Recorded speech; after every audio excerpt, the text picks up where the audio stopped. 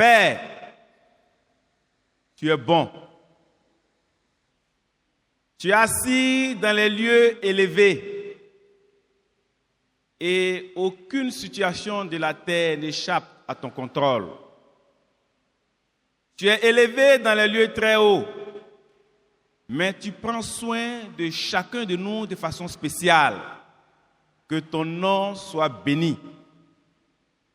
Nous sommes heureux de t'appartenir, heureux d'être tes serviteurs, heureux d'être comptés parmi ceux que tu aimes. Notre Père, tu nous as demandé de te faire confiance parce que toi, tu es fidèle. Tu n'abandonnes jamais. Dans les difficultés, tu es toujours présent. Dans les moments de joie, tu es là parce que tu ne sommeilles ni ne dors. Et ce matin, nous voulons renouveler notre confiance en toi parce que sans toi, nos vies n'ont plus de sens. Tu es descendu vers nous dans la boue du péché pour nous prendre, pour nous laver, pour faire de nous des personnes qui appartiennent à ta famille. Que ton nom soit béni. Ce matin, tu veux passer par moi pour parler à ton peuple que nous sommes. S'il te plaît, donne-moi d'être un instrument entre tes mains. Et que par ton Saint-Esprit, tu me donnes de communiquer ce que toi tu veux et non ce que je veux. C'est au nom de ton Fils Jésus, j'ai prié. Amen. Donc, frères et sœurs, nous sommes au 3e mois de l'année. Nous finissons le 3e mois, c'est-à-dire que nous avons fait déjà le quart de l'année. Il nous reste 9 mois pour finir l'année. Et je suis convaincu qu'en début d'année, chacun de nous a fait des promesses à Dieu. Chacun de nous a mis des défis devant Dieu. Chacun de nous a dit à Dieu, je veux que cette année, tu m'aides à relever ces défis. Et notre Église s'est donné un thème qui va conduire cette année et certainement les années à venir. Fortifier nos missions et élargir nos horizons. Ce grand thème regorge en lui deux expressions, deux sous-thèmes. Il y a d'abord fortifier nos missions et après élargir nos horizons. Pour moi, la deuxième est la conséquence de la première. Parce qu'il faut d'abord fortifier nos acquis. Faire le point de ce que nous avons, faire le bilan de ce que nous avons, comment ça va, colmater les brèches, rebâtir certaines murailles et maintenant penser à aller de l'avant. Mais ce matin, mon thème, qui est la condition selon moi pour atteindre ce but, c'est de croire. Le thème de mon message, c'est croire jusqu'au bout. Frères et sœurs, nous devons croire jusqu'au bout. Nous ne devons pas croire de façon partielle ou de façon momentanée. Nous devons croire jusqu'au bout. Croire, c'est mettre sa confiance en quelqu'un. Croire en quelqu'un, c'est mettre sa confiance en quelqu'un. Mettre sa foi en ses dires et en ses actions. Et ce matin, ce message se fera sous 3 points. J'ai oublié de me présenter, c'est votre frère Do Évariste. Voilà, Do Évariste du ministère des adolescents. Ce message se fera en 3 points. D'abord, en qui devons-nous croire? Le deuxième point, c'est pourquoi devons-nous croire en cette personne? Et le troisième point, c'est comment croire en cette personne. Amen, frères et sœurs. C'est vrai qu'on nous demande de croire, mais en qui devons-nous croire? Jean 14, verset 1. Jean 14, verset 1. Je lis. Que votre cœur ne se trouble point. Le premier point, en qui devons-nous croire? Jean 14, verset 1. Que votre cœur ne se trouble point. Croyez en Dieu et croyez en moi. Ici, c'est notre Seigneur Jésus-Christ qui parle à ses disciples. Et nous voyons qu'à partir de Jean 13, il avait commencé à annoncer ce qui allait lui arriver. Il a passé plus de temps en Jean 13 avec ses disciples, leur donnant des conseils, prenant le dernier repas avec eux. Et c'est en Jean 13 qu'il a dit que l'un de vous me livrera. Et il a parlé des choses à venir, qu'il partirait, il mourrait, comme ça a été écrit. Et la tristesse s'est emparée des disciples. Le maître s'en va. Qu'est-ce que nous deviendrons? Où nous allons partir? Qui va nous conduire désormais? Vers quoi nous allons nous orienter? Quelles sont les difficultés auxquelles nous serons confrontés? Et qui va nous secourir dans ces difficultés? Jésus, connaissant le cœur, dit à ses disciples que votre cœur ne se trouble point. Croyez en Dieu et croyez en moi. Et nous savons que le Père et le Fils font un. Donc qui croit en Dieu, croit en Jésus. Qui croit en Jésus, croit en Dieu. Parce que Jésus-Christ est le chemin qui mène à Dieu. Mais pour éviter toute confusion, je préfère qu'on garde croyez en Jésus. Amen, frères et sœurs. Parce qu'il y a tellement de dieux qui existent. Hein? Mais ici, on sait, quand on parle de Jésus, on sait de quel Dieu on parle. Amen, frères et sœurs. Nous devons croire en Jésus-Christ. Jésus nous demande de croire en lui. Parce que c'est lui que Dieu a mandaté pour nous fortifier. La Bible nous dit que personne n'a jamais vu Dieu. Mais Dieu s'est fait connaître à nous à travers Jésus-Christ. Donc c'est en Jésus-Christ, frères et sœurs, nous devons croire. Un autre passage, en Psaume 146, verset 3. Jésus nous demande de croire en lui, de croire en Dieu. Mais nous, les humains, nous avons certains réflexes. Psaume 146, verset 3. Ne comptez pas sur les gens influents. Ce ne sont que des hommes. Ils sont impuissants à sauver. Frères et sœurs, Jésus fait la différence ici entre nous, entre les hommes et lui. Il nous demande de croire en lui et de ne pas croire en des gens influents. La question que je vais nous poser ce matin, face aux difficultés, frères et sœurs, quel est notre premier réflexe? Notre téléphone, notre répertoire. Qui on peut appeler pour décanter cette situation? Est-ce que nous avons le réflexe, frères et sœurs, d'aller vers Jésus pour prier? Il nous a dit de ne point nous inquiéter. Ne vous inquiétez pas. Mais en toute chose, nous faisons connaître nos besoins à Dieu par la prière. Mes frères et sœurs, nous sommes des hommes. Et face à cette difficulté, frères et sœurs, le réflexe est qui va me faire sortir de cette difficulté? Et dans toutes nos familles africaines, il y a une personne ressource, une personne influente, qu'on appelle généralement la colonne vertébrale. Et tout le monde fait un mouvement vers cette personne pour recevoir de l'aide. Mais cette personne est limitée. La Bible dit elles sont impuissantes. Amen, frères et sœurs. Je veux qu'on retienne ici que nous devons croire en Jésus. Nous devons tous croire en Jésus. Et comme j'ai dit, le thème c'est croire jusqu'au bout.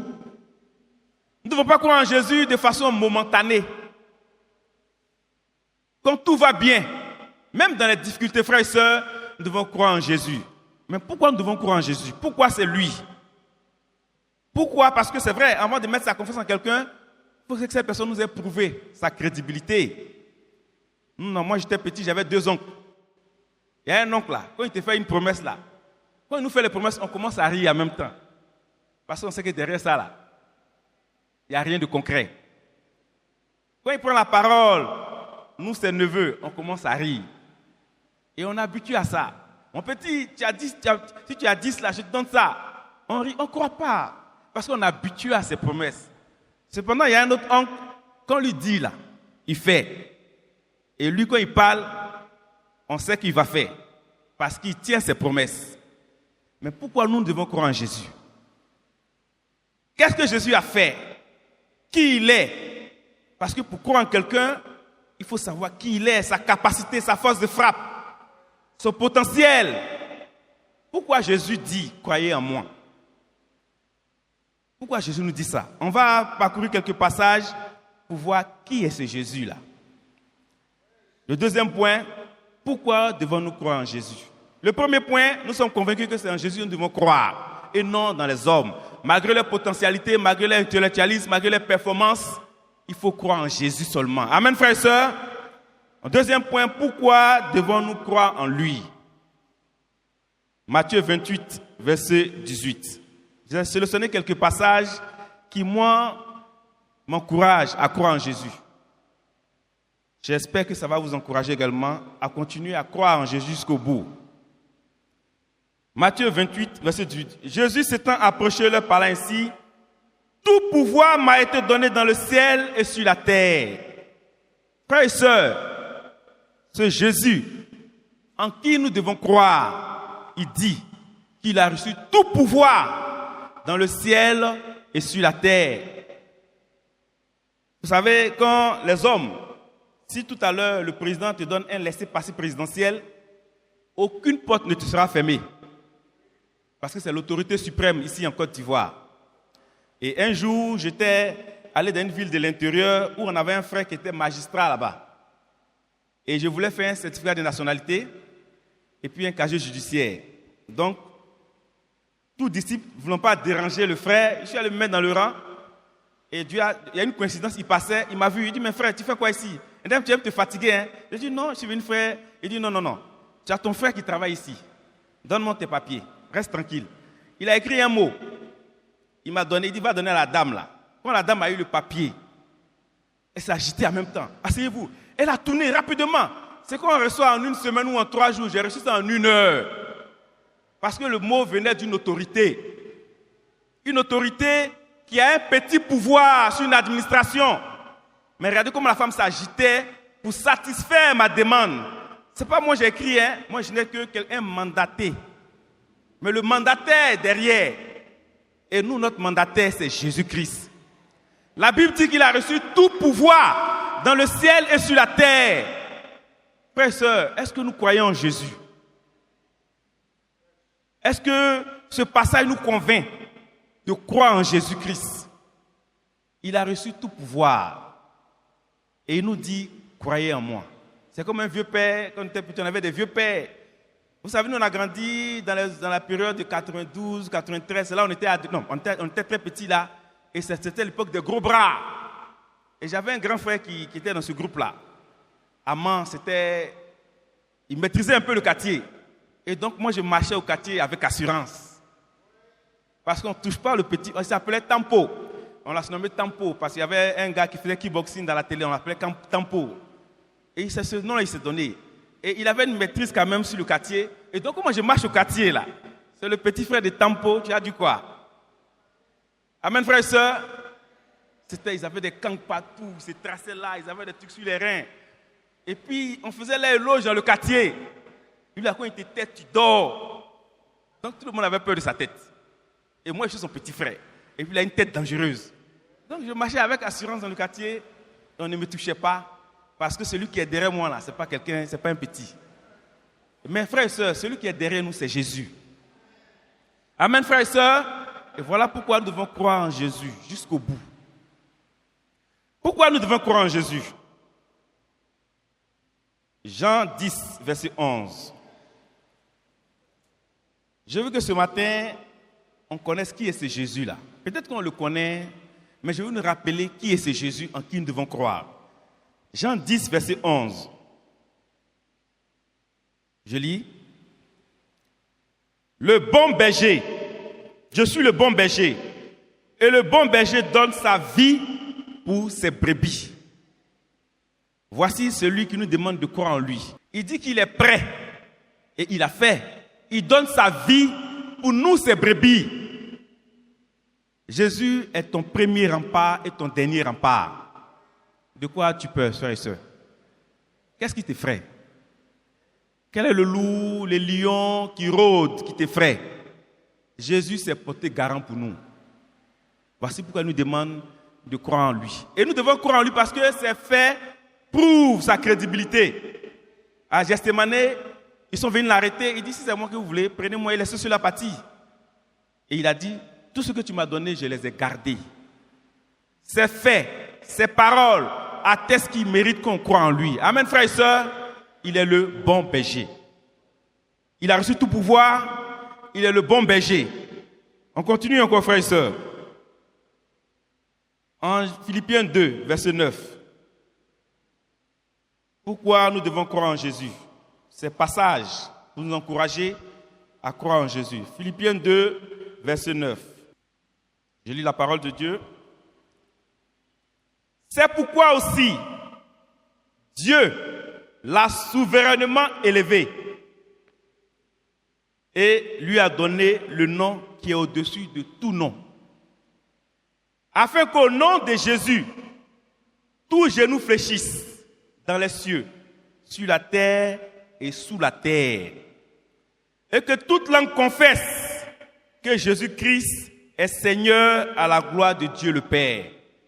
Frères et sœurs, ce Jésus-là, voici qui il est.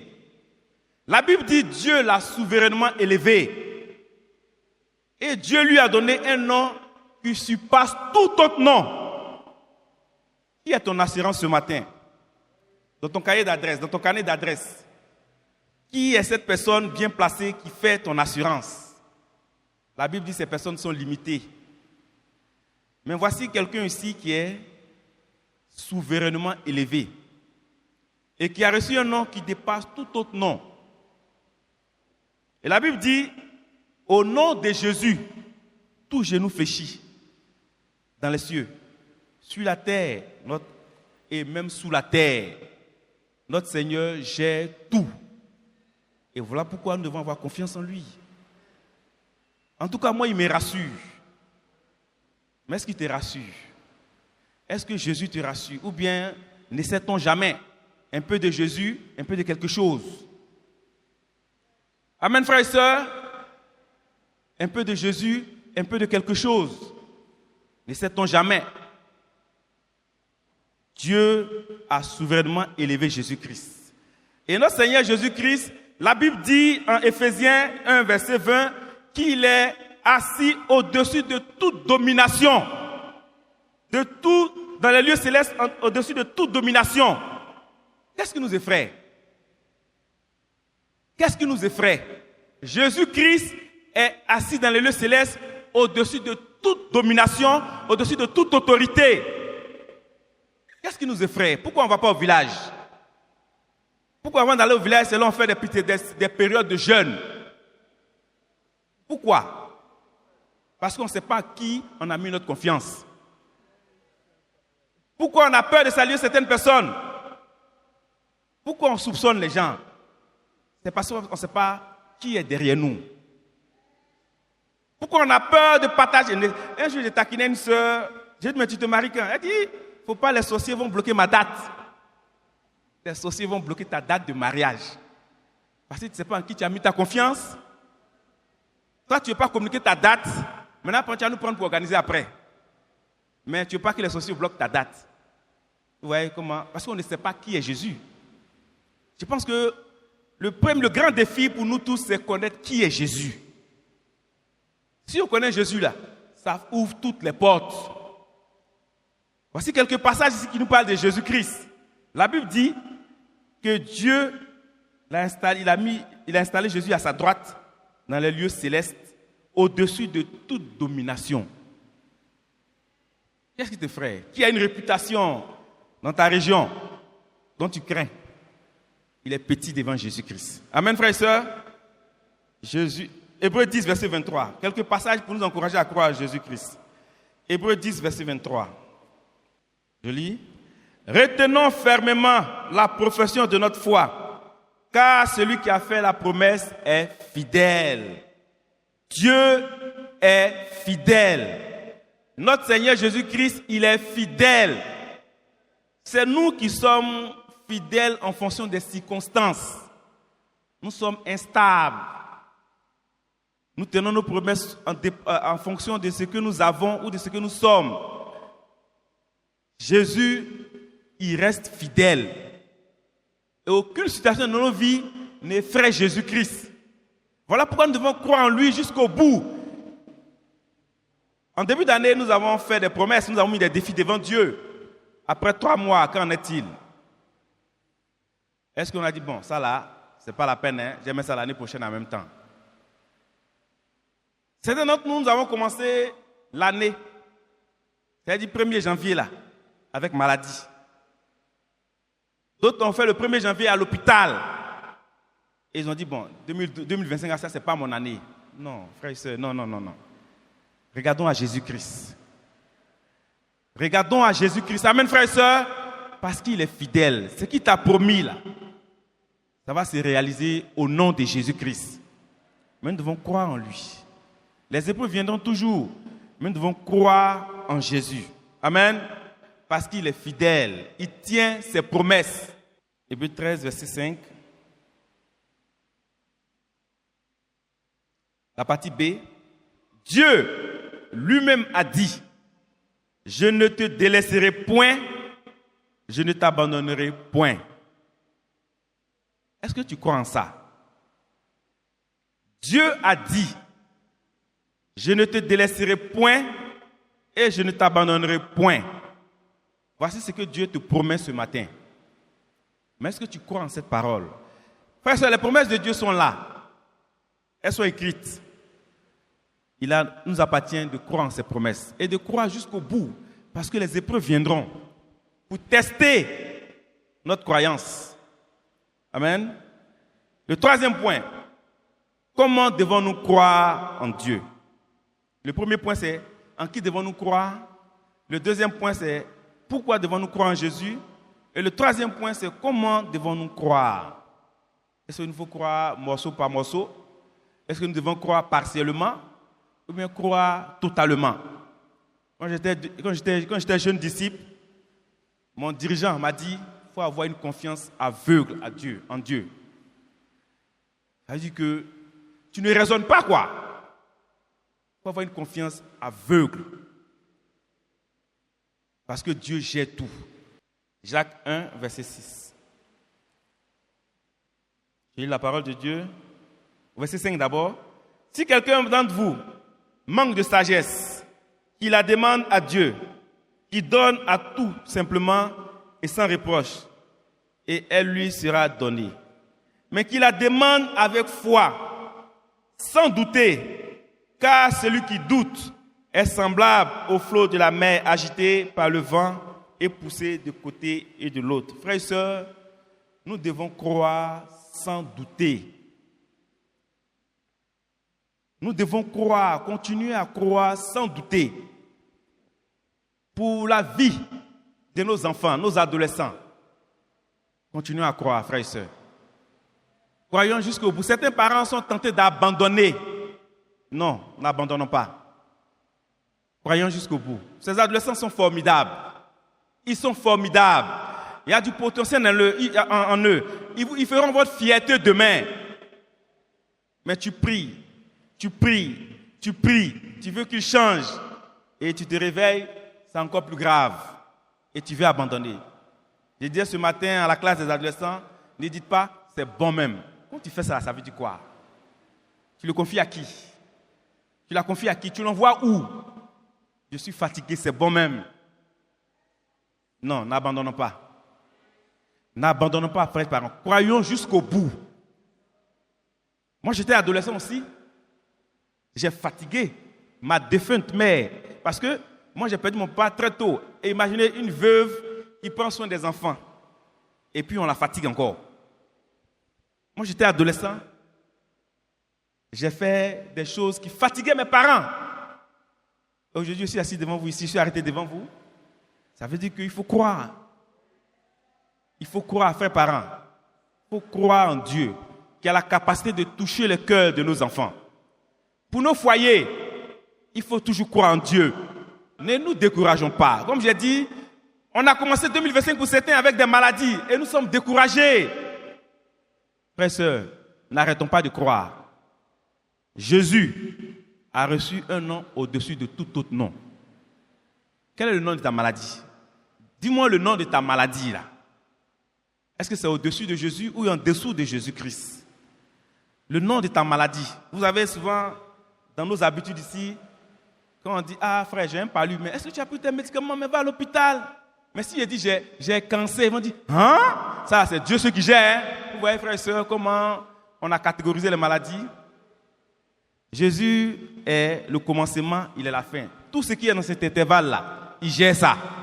Amen, frères et sœurs. Tout ce qui est dans moins l'infini et puis plus l'infini, là, Jésus gère ça. Continuons à croire. Croyons jusqu'au bout. Parce que notre Dieu est fidèle. Et il a reçu tout pouvoir. C'est la santé, tu auras la santé au nom de Jésus-Christ. L'enfantement, je suis un témoignage vivant. Dieu m'a fait grâce d'avoir un enfant. Si je vous explique comment c'est passé, d'abord, je n'ai pas d'explication, parce qu'il n'y a pas d'explication. C'est Dieu qui a fait. Et quand Dieu fait là, on ne peut pas écrire un livre pour expliquer ça, parce que je ne sais même pas quand ça a commencé et comment ça s'est produit. C'est Dieu qui a fait sa chose.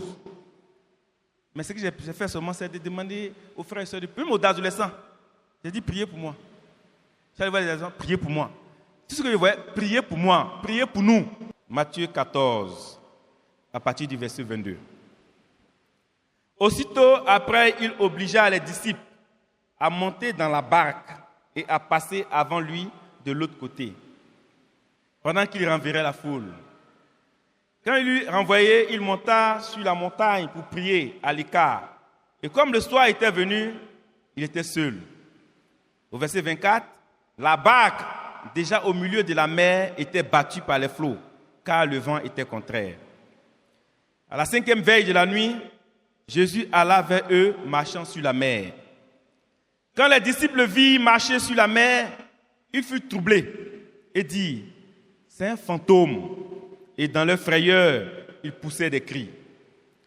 Jésus leur dit aussitôt, « Rassurez-vous, c'est moi, n'ayez pas peur. » Pierre lui répondit, « Seigneur, si c'est toi, ordonne que j'aille vers toi sur les eaux. » Et il lui dit, « Viens. » Pierre sortit de la barque et marcha sur les eaux pour aller vers Jésus.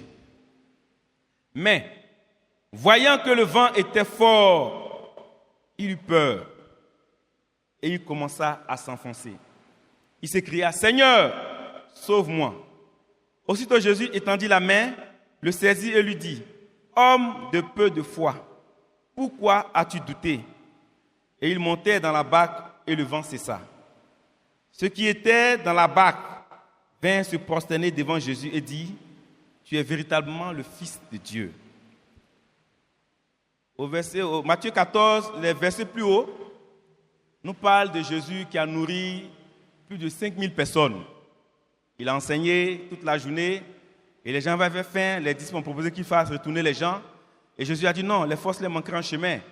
Et il a décidé, il dit, qu'est-ce que vous avez? 5 pains et 2 poissons. Et avec ces 5 pains et 2 poissons, il a multiplié ça et il a nourri plus de 5000 personnes. Et après, il a ramené la foule, il a demandé à ses disciples de partir. Et la Bible dit, à la 4e veille de la nuit, Jésus va vers ses disciples marchant sur l'eau. Et nous savons certainement, il y avait un éclat. Et les disciples ont eu peur. Je pense que c'était un fantôme. Ce n'est pas aujourd'hui affaire de fantômes où on a peur là. Les disciples aussi ont vécu ça. Ils criaient. Ils pensaient que c'était un fantôme. Et Jésus les rassure. Il dit non, ce n'est pas un fantôme, c'est moi Jésus. Parce que de mémoire d'homme, on n'a pas compris qu'un homme marchait sur l'eau. Ça veut dire que même les disciples étaient avec Jésus, ils ne connaissaient pas sa force de frappe. Ils connaissaient certainement une partie de Jésus. Mais ils ne connaissaient pas véritablement Jésus. Amen. Et Jésus demande, il dit c'est moi, calmez-vous. Et Simon Pierre, il demande à Jésus, si c'est toi. Dans cette parole de Simon Pierre, il y a quelque chose d'extraordinaire. Simon Pierre, à travers cette parole-là, dit que c'est Jésus seul qui est capable de faire marcher un homme sur l'eau. Il dit, si c'est toi, permets que je vienne vers toi sur l'eau. Et Jésus dit, viens. Parce que Simon Pierre a compris que c'est seul Jésus qui est capable de faire des choses extraordinaires. Jésus lui dit, viens. Et Simon Pierre, il marchait sur l'eau naturellement. Simon Pierre est sorti de la barque et il marche sur l'eau comme s'il marchait sur le sol. Arrivé un moment, Simon Pierre a commencé à regarder les réalités humaines. Il se pose, mais peut-être il se dit, est-ce que même je peux marcher sur l'eau en principe? Est-ce qu'un homme peut marcher sur l'eau? Parce qu'au verset 24, la Bible dit déjà, il y avait le vent. Et c'est dans ce vent-là que Jésus l'a appelé. Et dans le vent-là, il est sorti de la barque et il a marché sur l'eau.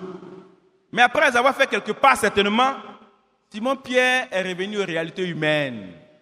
La poussée d'Archimède. Ça, c'est les réalités humaines, hein? La poussée d'Archimède, en principe, est-ce qu'un tout corps plonge dans l'eau? Vous voyez, ça, c'est les réalités humaines. Et Simon Pierre est revenu en lui-même. Et il a commencé à faire la logique humaine maintenant. Est-ce qu'en principe, je peux marcher sur l'eau? Et parce qu'il a commencé à douter, puisqu'il se met dans la peau humaine, avec les réalités humaines s'appliquent à lui. Tu vas foncer, ça c'est la réalité humaine. Amen, frères et sœurs. Notre Seigneur Jésus-Christ va au-delà des normes établies par les hommes. La poussée d'Archimède, là, c'est les hommes. Quand on n'aime pas être ressuscité, là, c'est les hommes. Maladie incurable, là, c'est les hommes. Les hommes limités, là, c'est eux qui déclarent une maladie incurable. Amen, frères et sœurs. Et il demande à Simon-Pierre, il s'enfonce et il crie à Jésus, Seigneur. Et Jésus le secoue. Et il lui pose la question, pourquoi as-tu douté? Tu avais bien commencé, mon gars. Pourquoi as-tu douté? C'est comme quand quelque chose te dit, tu dis, attends, qu'est-ce qui t'est arrivé? Et la question que Jésus nous pose ce matin, pourquoi nous doutons? Frère, sœur, pourquoi tu doutes? Souvent, Jésus-Christ veut nous montrer des choses et puis on va avoir confiance. Si Jésus nous montrait à l'écran géant pour dire, dans 5 ans ou bien dans 2 ans seulement, voici ça là. Frères et sœurs, on allait avoir la foi. Mais ça, ce n'est plus la foi. Si tu vois là, ce n'est plus la foi. Or, le système dans lequel nous sommes là, il faut avoir la foi. Amen, frères et sœurs. Voici pourquoi je veux nous encourager à croire jusqu'au bout. Il reste un peu de temps. La Bible dit un peu, juste un peu de temps. Frères et sœurs, Simon-Pierre avait bien commencé. Certainement, il allait avec joie. Mais quelque chose s'est passé. Et peut-être un vent glacé, ou bien un vent a secoué un peu son habit. Et attention, c'est comme ça nous, frères et sœurs. Nous avons commencé l'année avec joie pour certains. Les défis de l'année, nous avons mis par écrit. Et nous voulons remettre en cause nos défis. Vous dites, bon, ça là, je pense que cette année, ce ne sera pas possible. Mon mariage, non, ça c'est pas sûr. Non, de toute façon, je vois les choses là, c'est pas sûr que cette année me marie. Enfantement, non, ça c'est pas sûr même. De toute façon, je vois les choses là, c'est pas sûr. Quoi encore? Mon défi de frein spécial, non, ça c'est pas. Mes problèmes, déjà 3 mois, j'ai dépensé combien d'argent, combien de francs dans la santé, c'est pas possible que j'ai accompli mon défi. Quoi encore, frères et sœurs? Les 3 premiers mois de l'année nous ont testés. Le vent a soufflé sur les 3 premiers mois de l'année. Et nous avons commencé à douter. Et nous sommes en train de nous enfoncer. Mais la réaction de Simon-Pierre est la meilleure. Nous devons crier à Jésus. Frères et sœurs, ne cherchons pas la solution dans les moyens humains. Simon-Pierre a crié à Jésus. Et nous devons crier à Jésus. Le thème de notre veillée, c'était « J'adore pour mon engagement ». Nous devons retourner dans nos sanctuaires à la maison pour rebâtir notre intimité de prière avec Dieu. Parce que la vie dans laquelle nous sommes engagés, le voyage dans lequel nous sommes engagés, nous avons besoin de courage jusqu'au bout. Parce que c'est un voyage spirituel. Et l'ennemi n'est pas loin. Il viendra nous tester, semer le doute dans notre esprit. Souvenez-vous, Dieu a-t-il réellement dit? Ça, c'est ce qu'il demande à Ève. Hein? Il fait l'ignorant. Dieu a-t-il réellement dit? Cette simple phrase suffit pour créer le doute dans ton esprit. Ou bien, si tu es réellement le Fils de Dieu, ça, il a fait ça à Jésus-Christ. Il a fait ça au premier homme, il a fait ça au dernier Adam, mais il va te faire ça aussi. Et peut-être qu'il est en train de te faire ça pendant que tu es assis là. Tu penses que tu es chrétienne ou bien tu es chrétien? Pourquoi ça arrive aux autres et toi? Non, depuis. Tu penses que Dieu t'a pardonné? Et il nous maintient dans une culpabilité à vie. Il nous amène à douter même du pardon de Dieu. Je causais avec une sœur un jour qui me disait, est-ce que ce n'est pas mon péché là même que Dieu ne veut pas me pardonner depuis là même?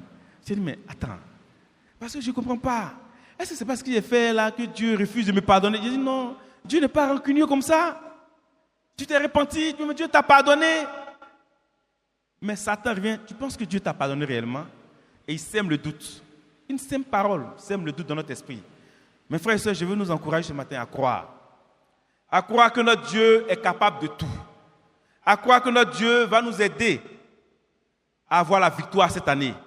Pour nos familles, à croire en Dieu.